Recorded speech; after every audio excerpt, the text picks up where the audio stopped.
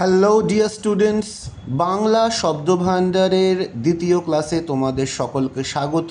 আমরা এর আগের ক্লাসে 20টা বাংলা শব্দ শিখেছি এবং প্রত্যেকটি শব্দের সাথে তাদের সমার্থক শব্দ ও একটি করে বাক্য রচনা শিখেছি।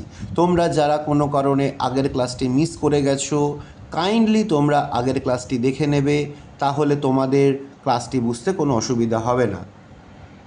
এবং আরও একটি জরুরি কথা, এখন থেকে যারা ক্লাসটি ইউটিউবে দেখবে তারা কমেন্টে এসে নিজেদের নাম ও ক্লাস অবশ্যই মেনশন করবে।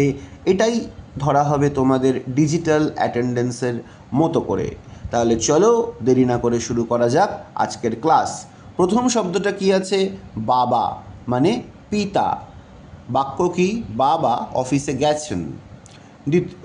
তারপরের শব্দটি আছে শিশু, বালক। শিশুটি হাসছে, বালকটি মাঠে যাচ্ছে।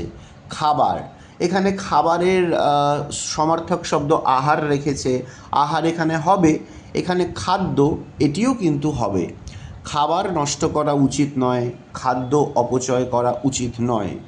দুঃখ, কষ্ট, দুঃখে মানুষ কাঁদে। সুখ, আনন্দ, পরীক্ষায় ভালো নাম্বার পেয়ে সুখ পেলাম। হাত, কি বলেছে? কর। হাতের অনেকগুলো সিনোনিম হয়, সমার্থক শব্দ হয়। কর হয়, বাহু হয়, ভুজ হয়।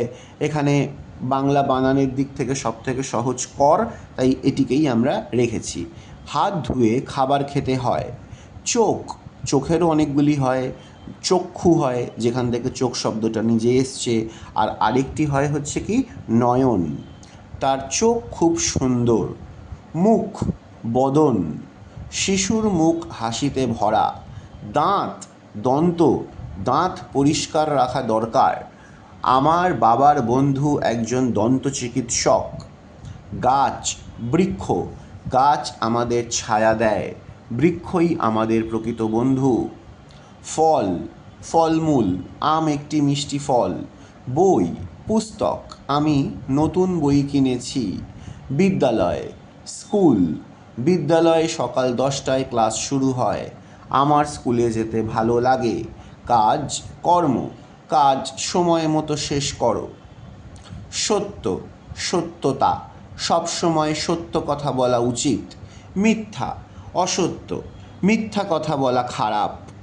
সাহস, বীরত্ব, সাহস থাকলে জয় আসে। ভয়, আতঙ্ক, অন্ধকারে ভয় লাগে। হাসি, মুচকি হাসি, মানে হাসির ঠিক ওরকমভাবে বাংলা সমর্থক শব্দ হয় না, এখানে একটা দিয়ে দেওয়া হয়ে গেছে, দিয়ে দিয়েছি। তার হাসি খুব মিষ্টি। কান্না, রোদন, ক্রন্দন, শিশুর কান্না শুনে মা এলেন। ঠিক আছে, তাহলে আজকেও আমরা 20টা শব্দ শিখলাম। তোমাদের কাজ কি? সমার্থক শব্দগুলোকে বানান সহকারে ভালো করে মুখস্থ করা এবং একটি করে বাক্য রচনা করা শব্দগুলি দিয়ে ভালো করে হাতের লেখাতে, এবং আমি যে বাক্যগুলো লিখেছি, বলেছি, ভিডিওতে দেখিয়েছি, সেগুলো বাদ দিয়ে নিজেরা নিজেদের বুদ্ধি খাটিয়ে বাক্য রচনাগুলো করলে সত্যি তোমরা খুব বেনিফিটেড হবে।